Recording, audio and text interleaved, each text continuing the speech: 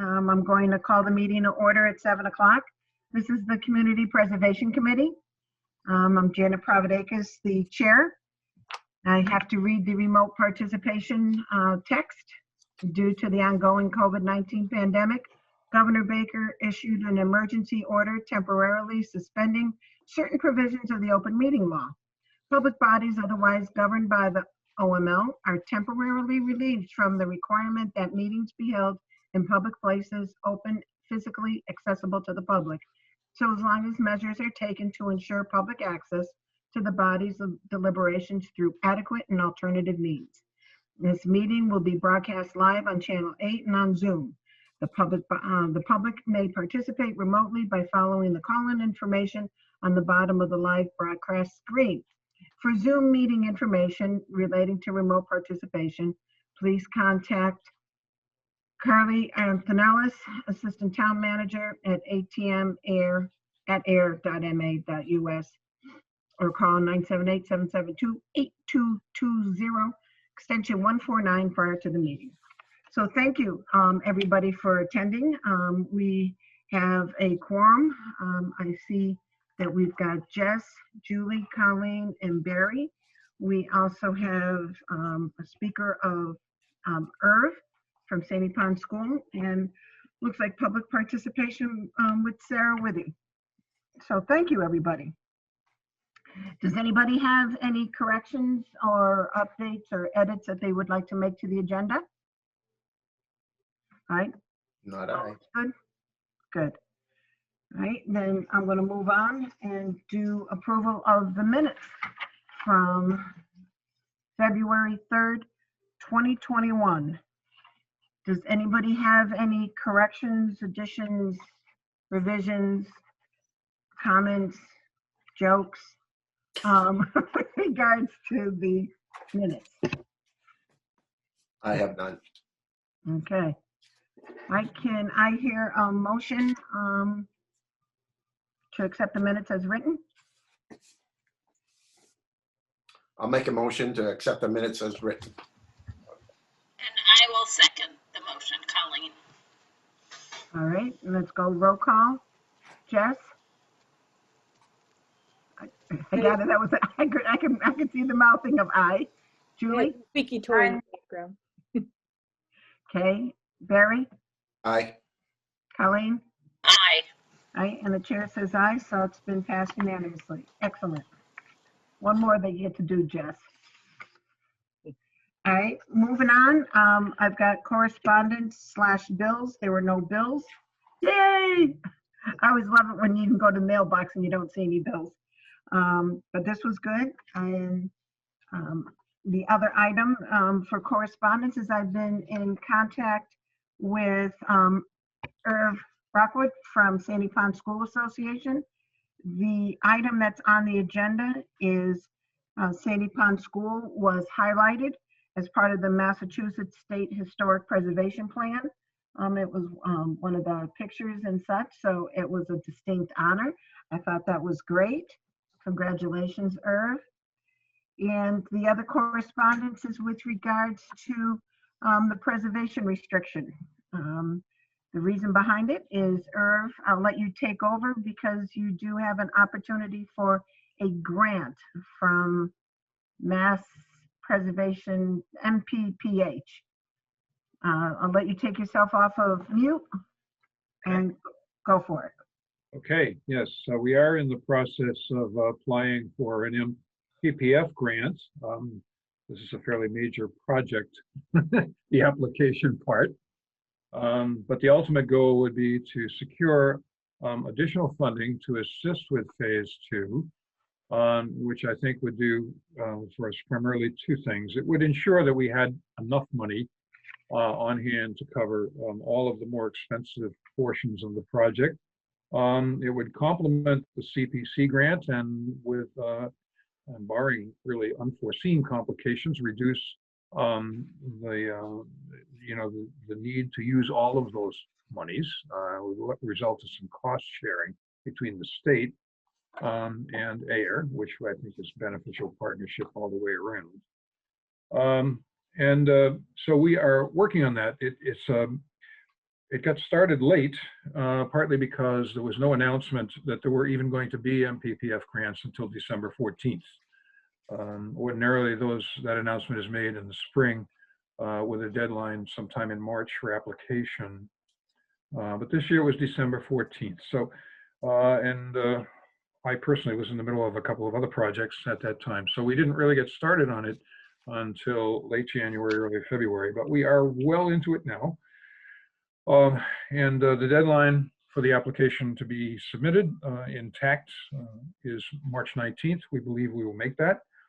And we will then have to wait until June to find out whether we have received an award.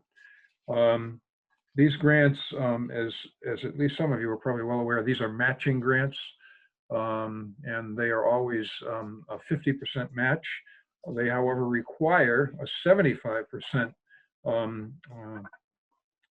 funding in advance from the party submitting the application. That's basically to provide a little 25% margin on cash flow, and the CPC grant fulfills that requirement. So we are able to package the two together kind of nicely. The MPPF grant, it's unclear what our chances would be, but historically they have funded about half of the applications that they receive. I have no idea how this year's schedule has affected that, but ordinarily it's around 50% of the projects are funded, and the funding can be quite generous when it's available. So it could, in our case, we have not yet worked out the exact number for the grant. We will have that figured out in a few days. We are working with the architectural firm SSD and our project consultant Stacy Spies, who did our National Register nomination, is also involved here, and we will get the actual amount to be requested within a few days. It's probably going to be, I'm guessing, in the range of $50,000 to $70,000, somewhere in that ballpark. There are some things that MPPF requires but will not pay for. In fact, there's a number of things they will not pay for that are in our CPC grant request, and so those will have to be covered not by MPPF. One of the interesting things is they require you to hire an architect, but they won't pay for it. So, but it's still one of the better grant programs around for historic preservation in the state. As far as I know, it's the largest. And so we're glad to be able to have this opportunity. There are some, I brought up the preservation restriction because I'm not really, I don't have a doctorate in preservation restrictions, but I've learned a little bit over the last few weeks.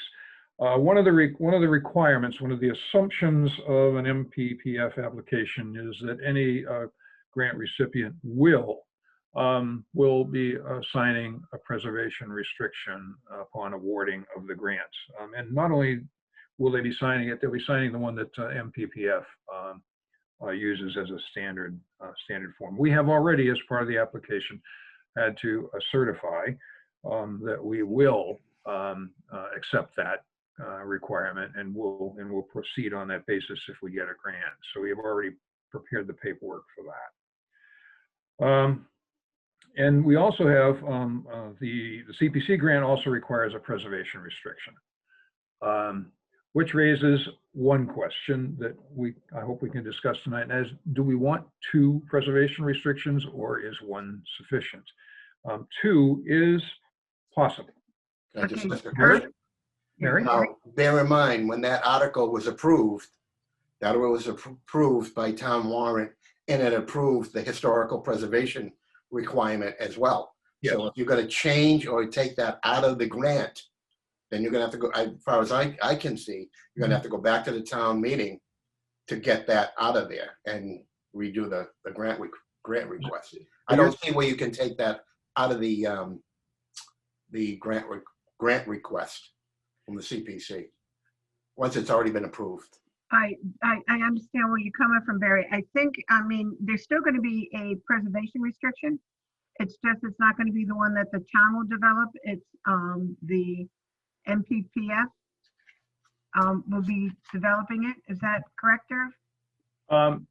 Yeah, the options here are, we understand the need for preservation restriction. We agreed to that, both with this most recent CPC grant and with the earlier one.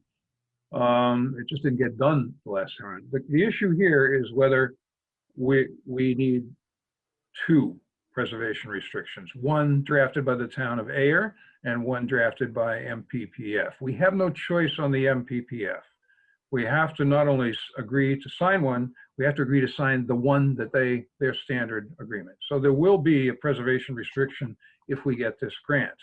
And it will absolutely have to be the MPPF one. It is possible to have a second restriction. I spoke with Ross Deacle at MPPF. We went over this. He said this does sometimes occur. That will not in any way relieve us from the obligation to sign the MPPF restriction. And also the MPPF restriction legally must take precedence. It's the superior agreement. However, it does occur that they have some applicants who wind up with two preservation restrictions, one local and one at the state level. So I guess the issue here is if we were to get the grant, which of course that's up in the air, we won't know that until June. If we were to get that grant, we will have we will use the MPPF's preservation restriction absolute requirement. Do we also need to sign a second preservation restriction, one with the town of Ayer? Here's my understanding of what that would mean. Okay, again, I don't have a doctorate in this. My understanding is because the state agreement has to be superior, what that would mean in the case of a proposed modification to the property that needs to be approved, and MHC has a long list of what needs to be approved and what doesn't need to be approved, and it's still subject to some interpretation, but they certainly do spell it out fairly clearly. If it has to be approved, then the owner of the property must obtain that approval from the parties involved. If there are two parties, the town and the state, you would have to go to both parties for approval, but the dominant decision would be the state's. It would be possible for the state to say no to something that the town said yes to, and perhaps it would be possible the other way around too. But whatever the state decides would have to be the final decision. That's my understanding of it. It is possible to have the two. If you have the two, then approval will need to be sought from both parties, and the final word would be the state's. Of course, it isn't from the state standpoint. They don't require you to have a second agreement. That's an optional. All right. I know that you asked the question of Robert as well. Have you heard back from Robert? No, I have not. Okay. All right. Going on with what Barry stated, with the CPA funds, stipulating that there is a preservation restriction, I think if we move forward with the one that the town has developed, and we have that as set as precedent, because you're not going to know whether or not you're going to get these funds until June. Right. These funds from CPC are available to you now because the monies are available inside the category. So with that, I'm going to say, let's do the two, knowing that if you get the grant as of June, the other preservation restriction is going to take precedent, being the states, even though they're 25% versus the 75. But then this way here, it secures the preservation restriction before June. Okay. Now, granted, the time is going to go by really fast anyways, but my gut feeling is to have the two. Okay. Yeah, well, in that case, my understanding where we are, and Barry, correct me if I'm wrong, but my understanding is at this point, MHC, Michael Steinitz, is it? Yeah. Has said that he didn't particularly like or recommend the agreement that you had drafted, which is based on what Nantucket. Which was the Nantucket one, and he's suggesting the Falmouth or the Springfield. I think the Falmouth. Yeah. Lynn Spencer at SSV expressed a preference for the Falmouth one. She was quite surprised to find that he didn't like Nantucket.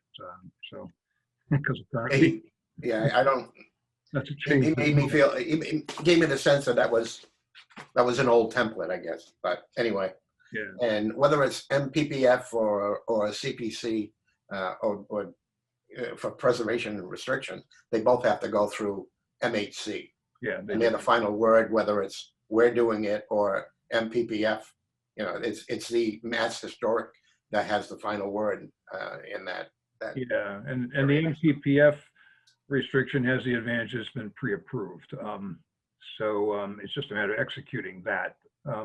But the one from Ayer would still have to be approved, and that means another draft of what you prepared earlier, only apparently based on either Falmouth or the other one, which is what, West Springfield. I'm not sure, but Falmouth sounded like Falmouth and West and Springfield. a better option. And that review process at MHC, according to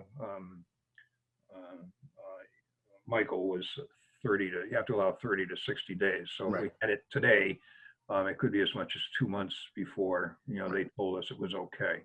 Yeah. But I thought in the original draft that the town council had suggested if we had a good rough draft put together, Yeah. that we could move forward with the grant. Am I wrong in that, Janet? Or No, you're right. okay. Mhm. But right now there isn't a solid rough draft. Correct. Yeah. And I think that would be the whole thing, is to make sure that rough draft gets the approval of town council. Right. Right. And the select board and Correct. town manager and historical committee, all those. Yeah. Because then the whole thing behind it is, at least we are moving forward with this preservation restriction, and it may end up taking until June, July, but again, we're moving forward. If you get the grant, that funding, then it's like, okay, great. We again, still have the two of them. I think it works out well.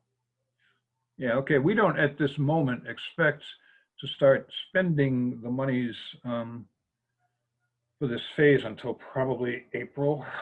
I mean, we're still at this point pulling together the final set of specs for bidding for the, to get, real quotes. So I don't think we'd be spending much money before April. Okay. But interestingly, Spencer Sullivan and Vogt believes, and I think this is optimistic, but they believe the whole thing can be done in about 12 weeks from start to finish. I would be happy if that occurs, but I will not be counting on it. Well, all the ADA stuff and everything in 12 weeks? From start, yeah, the construction work. Yeah, that's what they're saying at this time. But I have one question. I think there was, when we were reviewing the grant agreement at some point, hadn't you said, Irv, that you were thinking that you guys would need to replace the roof sooner than later as part of this phase 2, and then you were letting something else be deferred till another time?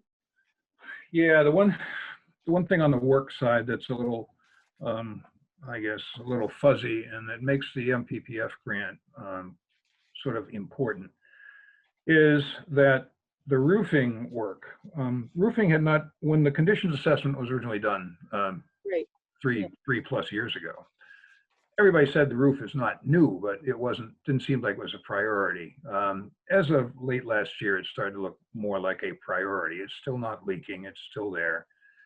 But there is the question of how to re-roof it, because right now what it has on the building are contemporary, relatively contemporary. I say that loosely because they might be 20 years old.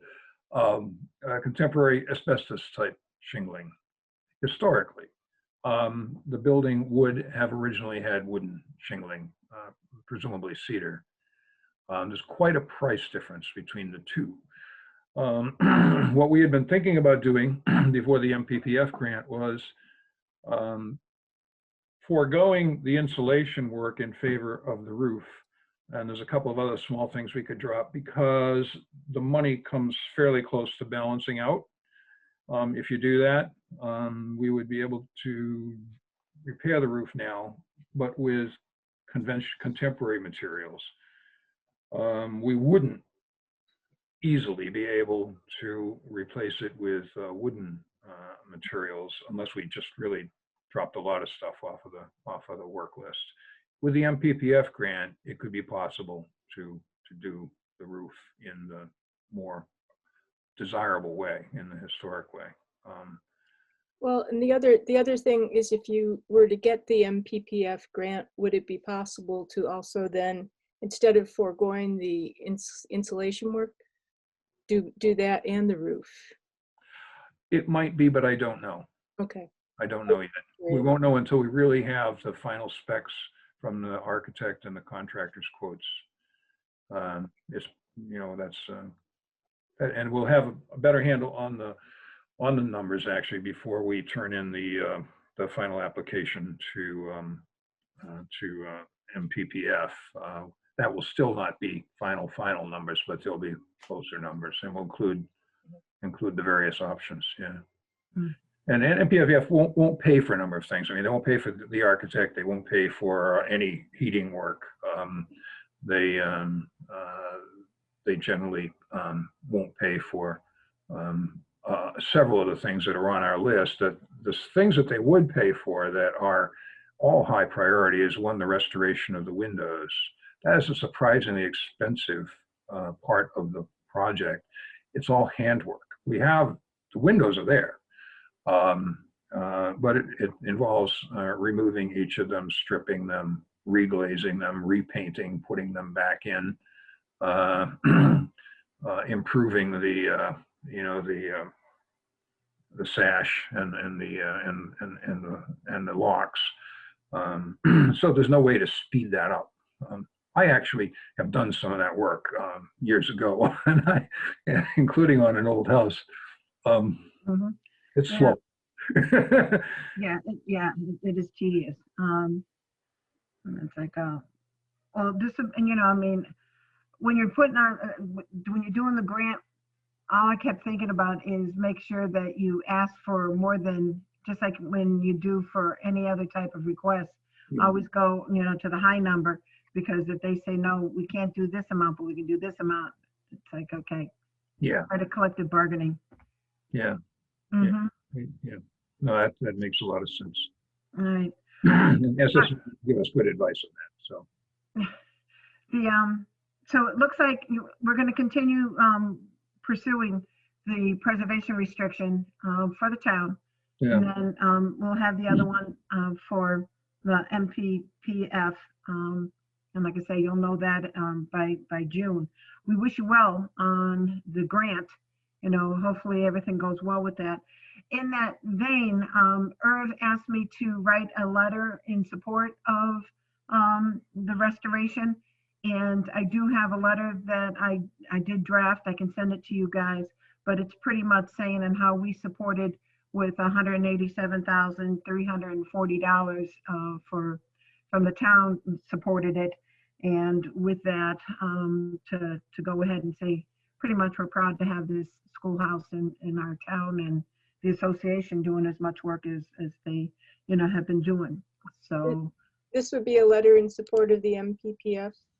Yes, it would. Yeah, it goes to MPPF, and it's all they really want to know is, are these folks telling us the truth? Did you really give them a grant? How much was it, and when was it? You know, when was it approved? That's basically what they want to see.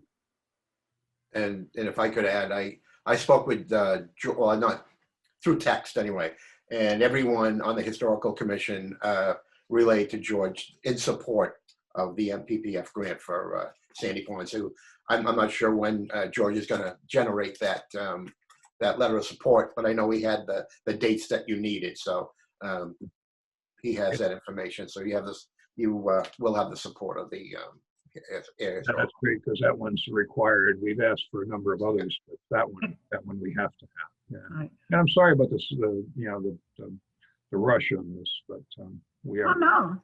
Yeah. I mean, I'll say it this way. I'd rather get it done now anyways than me being a procrastinator, and do it that way.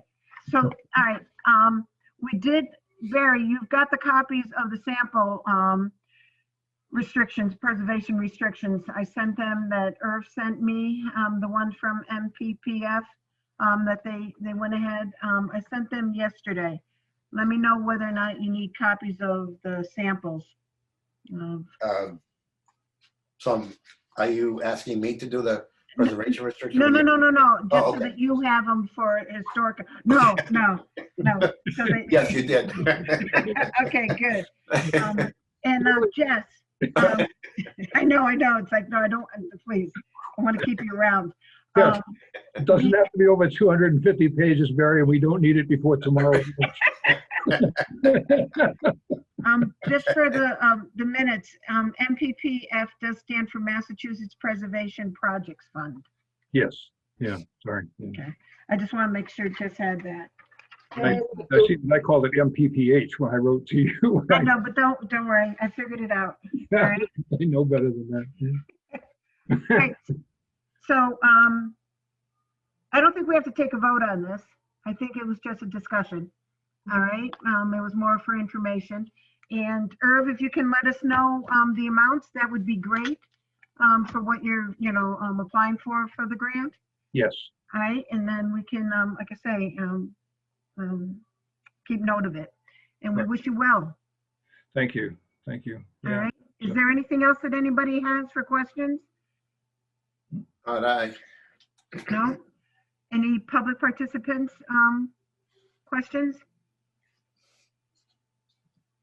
No? Okay, then I'm going to move along. Irv, thank you very much and have a great evening. Hey, thanks, Irv. Thank you. All right, moving along. I've got like current business, status of the grant agreements. We just went ahead and, with, you okay, Irv? Oh, okay. Sandy Pond School and such. The other one that we still have outstanding is the Housing Trust. And it's because the bylaws are going through its final version, that the committee has reviewed it. It's gone back to town council, and it's just being tweaked more and more. So with that, that's where that one stands. And, yep. Yeah, on the grant agreement for Sandy Pond School, that's separate from the preservation restriction, right? Understood. Yes. Yeah, so what's the status then of the grant agreement then, or is that still the town council version, or Yeah, it's still the town council version. Yep. is that still with town council then? Yes. Okay. We're waiting feedback from them. Yes. Got it. Okay. So pretty much both of them, we're still waiting on feedback because of other items. All right. So that's where that stands. Hopefully I'll be able to pin Robert down and what do you call it? Get those settled by the next meeting. All right. Next on the agenda is the scope of work review. I revised it from our feedback. I also changed the colors, so I know that one's one and one's another. I think I captured everything. Has everybody had a chance to review it at all? I know that we wanted to make sure that we had the newly created housing trust as well as the conservation fund, the 3% surcharge opportunities and such. We wanted to make sure that they were public forums at both phase 1, phase 2, and making sure that we have a planning consultant for their qualifications and such. I spoke with Robert. It does not need an RFP. It does need, he recommends, it doesn't necessarily have to, but he recommends getting 3 bids. I know I have 2. I'm trying to think who the third one could be. I asked Robert for a name for a third planning consultant. I don't know of a third one. So, Jess, do you know of any third one by chance? No, no, I don't. All right, Julie? No? I'm seeing the shake. Okay. I don't know whether or not, Julie, can you reach out to Mark Archibald and see whether or not he may know of one, Sure. please? Okay. Because if I don't hear back from Robert, okay. All right. Oop, hold on. Can you hear me? Yep. Okay. The cat moved its paw. I will send this out to COG as well as Jen Golson and get that started. So that's that one. Any other questions about that? Nope. Okay. All right, new business. We got the dollar amounts. I was sort of amazed, if I may say so, of the of getting the monies known in early, I'm going to say in February versus waiting till the end of March. The estimate tax that has come in, the assessor, Tom Horgan, estimates that it's going to be $667,796. Lisa estimates the state match, which is right now just phase one, at $177,000. So that gives us a total of $844,796. As I wrote in the email, it's a good jump compared to approximately the $250,000 that normally would have brought in.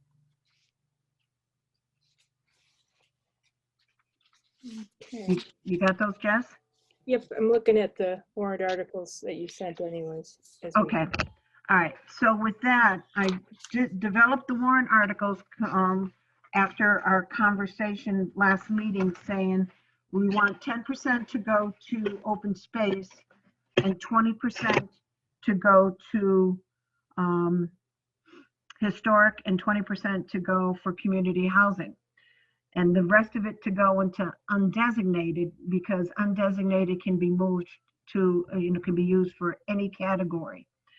So with that, we always put in like a $5,000 request for administrative fees. Then the open space would be $84,480. Historic would be $168,959. And the same amount, $168,959 for community housing. Then the balance right now would be $405,398 to go into the general fund. And again, when the second and third phase comes through, that's pretty much where that extra remainders will go. The reason why the second and third are more difficult is because the state does a type of litmus test for the second phase and the third phase, that they look at how much money's or the size of the town, what the percentages, what are the projects that the town has been doing. So they judge it with that type for percentage. So we don't know the percentage amount that can come in from that. There's no, there's no rhyme or reason.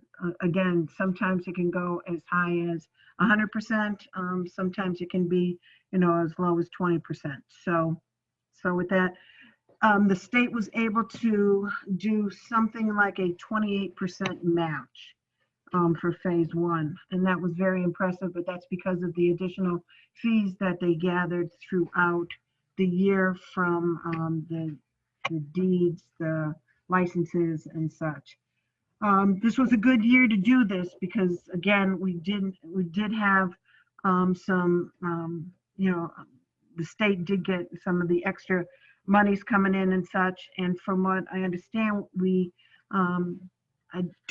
I haven't heard from the town assessor saying that there were any large influxes of letters or something like that. So that's what we'll be presenting. I'll be sending in April 2nd, unless anybody's got from the board, from the committee, is there any questions with regards to this warrant article? Looks good. Looks All good. right. Okay, Sarah, Yeah. go ahead. I'm just completely new to this, so I just wanted to check something. You said that there's 884,000 for this. Is this like for the quarter, for the half year, for? No, this is the whole year. the whole Okay. year? Okay. All right, this is the taxes that, the surcharge that has come in and gets put to what is the 2022 budget. So that's why it's an estimate. It still can fluctuate and everything. So it's always, when we look at the warrants, it's always looking the year ahead. You're looking at the fiscal year 2022. Okay, thank you. That's okay. No problem.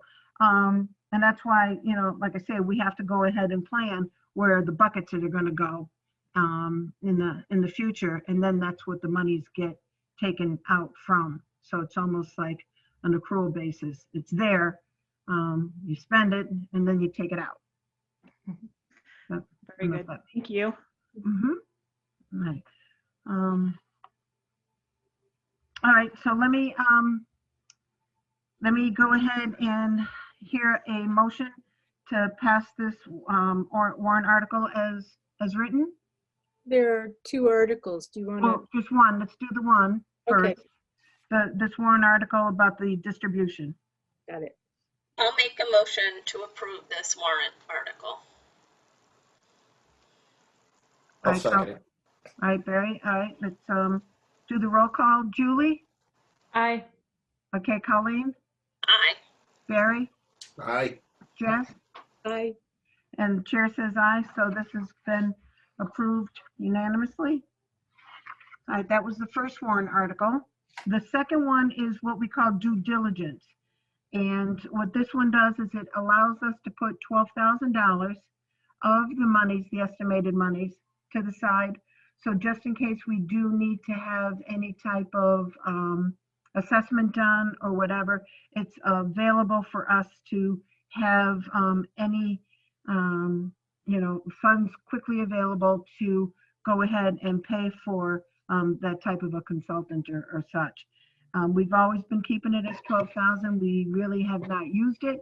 So what ends up happening at the end of the year, it goes right back into the reserve. So it's just there just in case we do need it.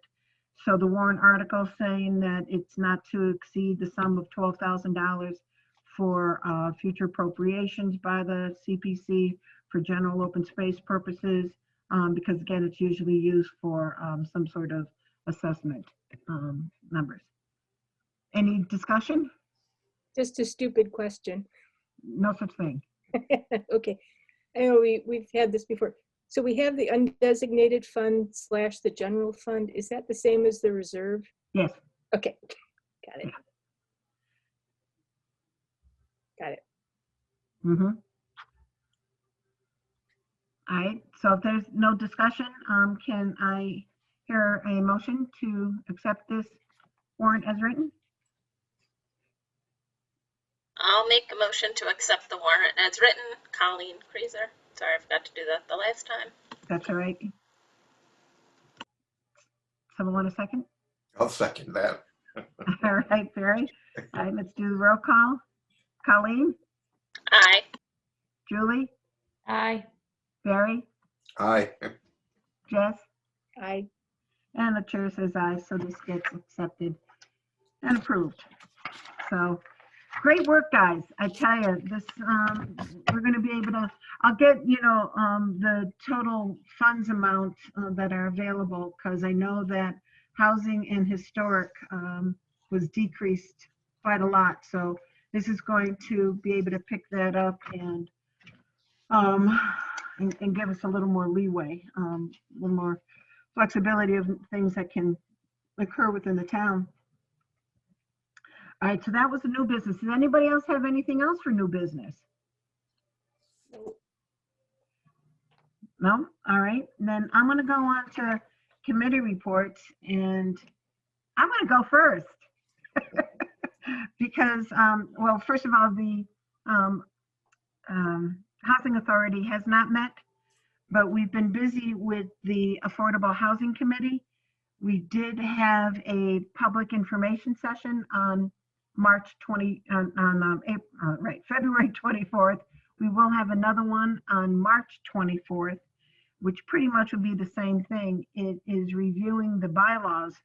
I did a PowerPoint presentation that I can send to you all that it was broken up into two components. The first one was the housing trust update, how pretty much we got there and everything. And then the second part was the Affordable Housing Committee on how that's been updated, where we talk about the housing production plan that has been approved by the select board and by the planning board. And with that, it's now being able to go to the state. But with the Housing Trust update, we got some good feedback with regards to the bylaws. That has gone back to the town and town council, because they still are looking for a declaration of trust, it looks like. So again, declaration of trust is a compacted view of the bylaw put usually at the top of the document. And I need to make sure that I am on the right page for that. So with that, the public information session, like I say, we had good feedback from it, and the presentation that was made to the joint session, I think it's called, Julie, where it's the select board as well as the planning board, was very well received by the Massachusetts Regional Planning Group. That they made some pretty good analysis of what's going on within the town of Ayer. And one thing I do want to emphasize is some of the highlights from the analysis that they did for the production plan is that Ayer's population is aging. I know I am, but to go ahead and see in the past 19 years, our average age was just under 35. Now our average age is 41. The age bracket between 55 and 75 increased approximately 117%. The school Wait, age Did you say that again? between 55 and 75 increased 117% over the past 19 years. And this is all done with the ACS data. Okay, Yeah. so when you look at that type of census data, it may fluctuate with the 2020. Okay, so the age between 55 and 75 increased 100 and what percent? 117. Okay. Being in that age bracket, it took me a little bit to get that detail down. I tell you, it's like, oh, I don't know if I want to be. I like it that it starts at 55. That works out good. But what do you call it? But the school age group between the age of 5 and 19 decreased.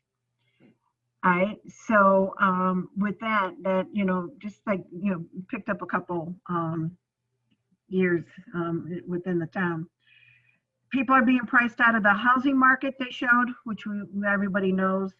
They wanted to go ahead and make sure that the town departments familiarize themselves with the benefits of a friendly 40B, such like the Willows, to make sure that people understand that it can be quite a successful project.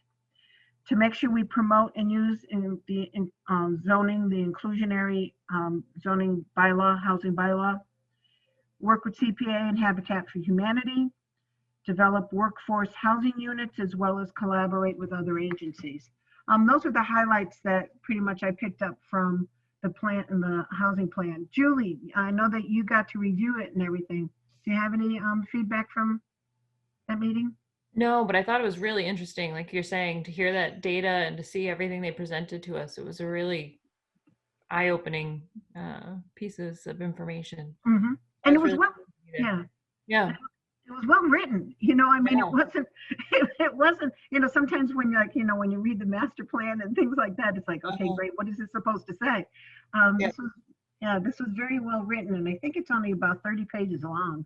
And Um, who did that presentation? Massachusetts, no, hold on a second, Massachusetts Regional Planning Commission, MRPC, Okay. and they're the ones who helped develop the housing production plan. Okay.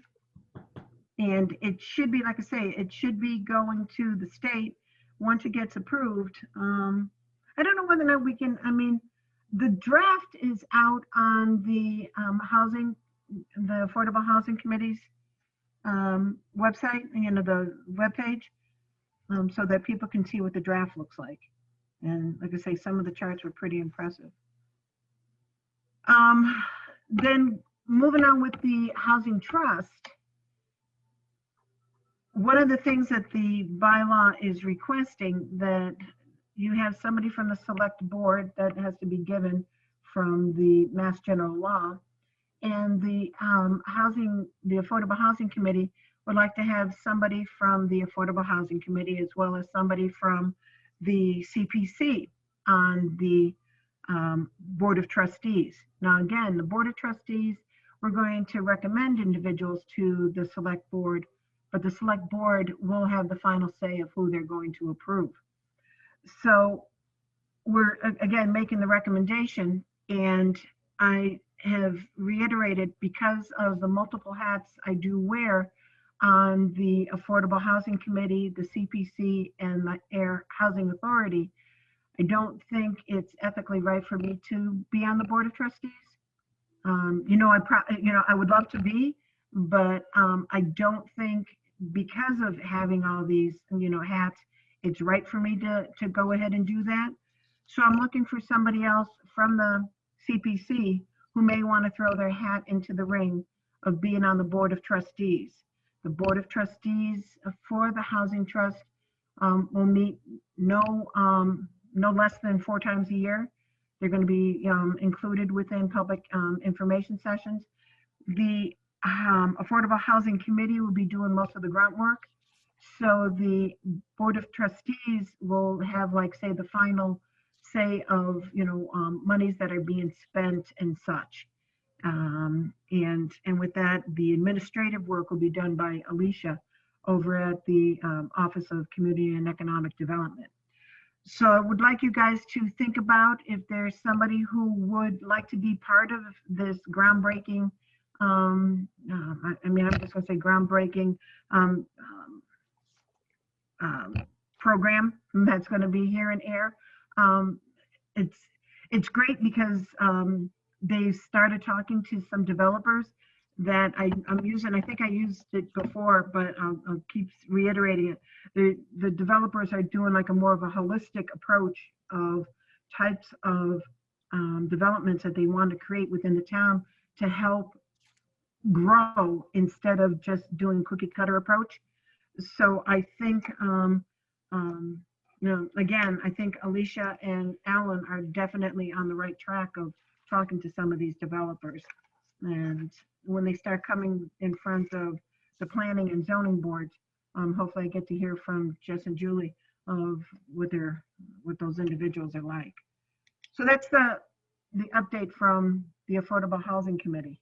Can I just clarify? You said at the beginning, the people who have to be on the Board of Trustees has to include somebody from the Affordable Housing Committee and somebody from CPC. Right, the Affordable Housing. Select Board, though. Pardon? Did you say Select Board somebody from there had to be on it? Yes, that's a given. It has to be somebody from the Executive Committee. Who on the Board of Trustees? Correct. From the Select Board. Correct. Okay, that was my Mhm. question. Okay, Yep. And then there's going to be like, say, 3 at-large members. okay. We're looking for 7 members altogether, 7 trustees. Oh, so who would, okay, so if you had Yeah. 3 at large, then you'd have somebody from the select board, somebody from CPC, and somebody from the Affordable Housing Committee. Who would be the Planning board. planning board? Okay, Mm-hmm. okay, got it. Thank you. Jeff has put his name in, Julie.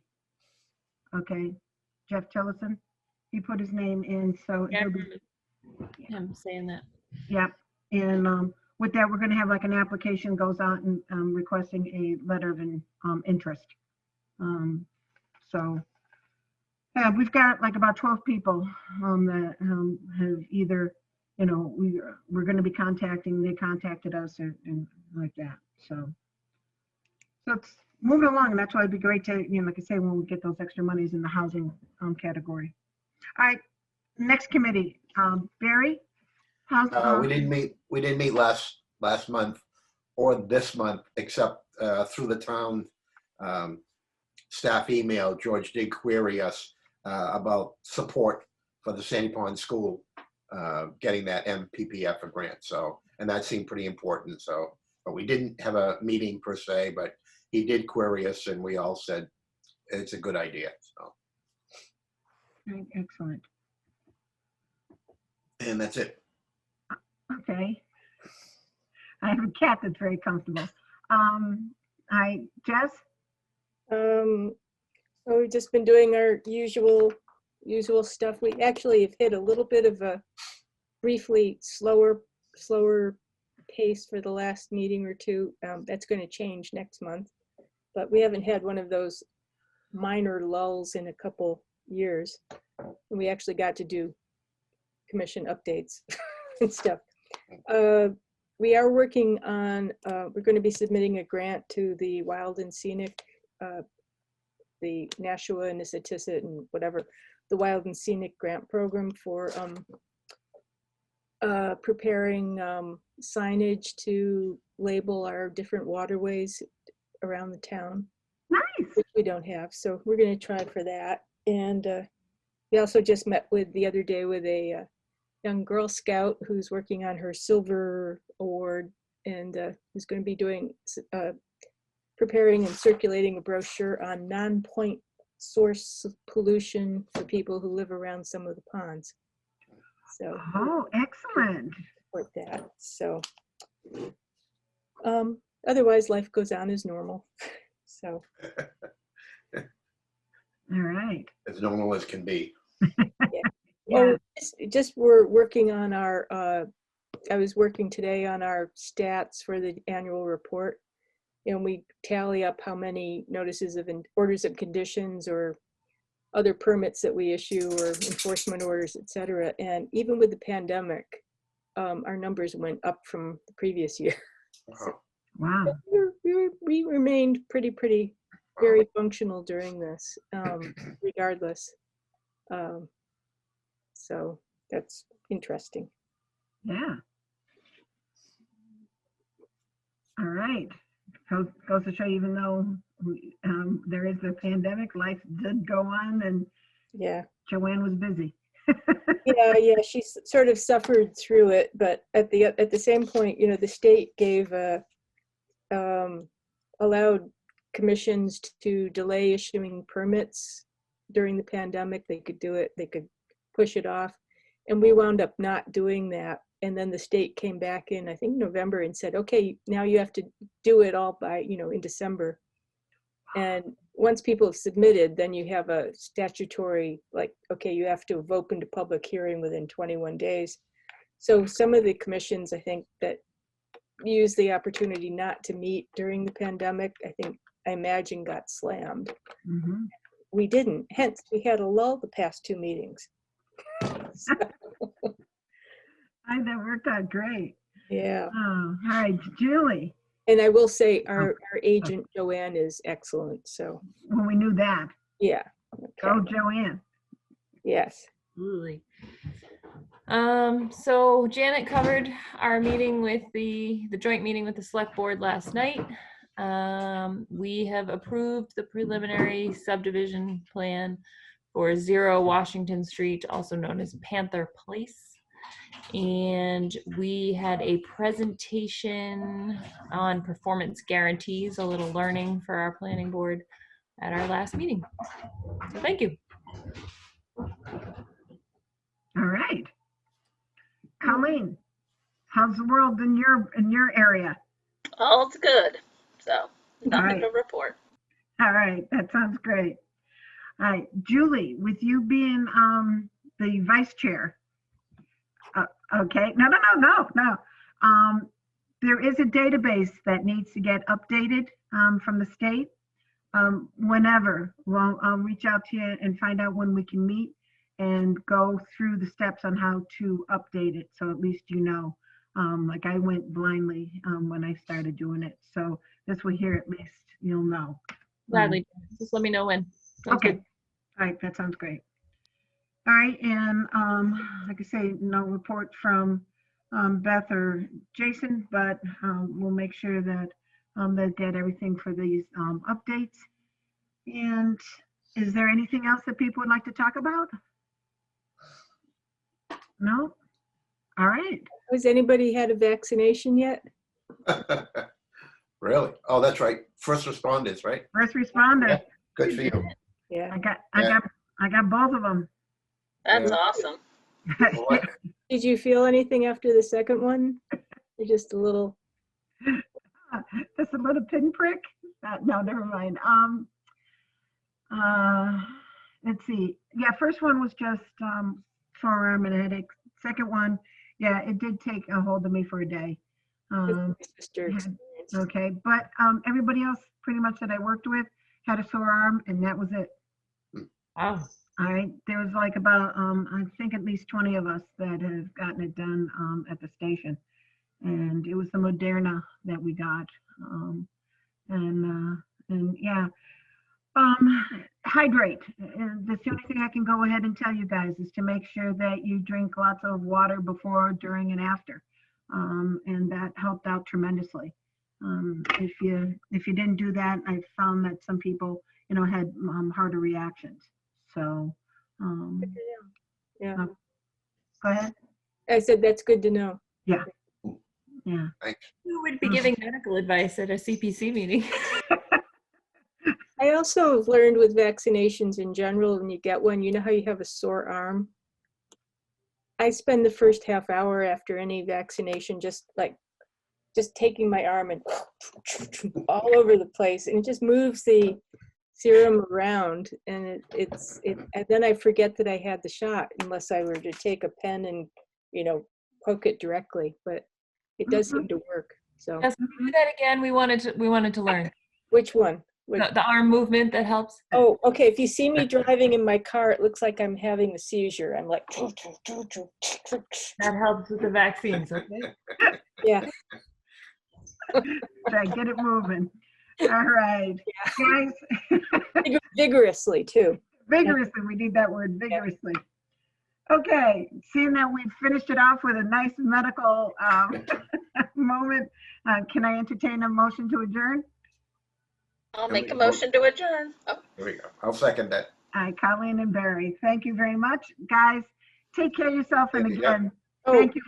Oh, we have to actually vote. we do? I thought, I We made a Aye. motion. We have to made a vote. motion. Okay, all in favor? Bye. aye. Aye. Unanimous. Okay, guys, thank you very much. Okay, you guys stay well. Good to see you all. Yeah, you Bye. too. You Bye. too, thank you. Bye-bye.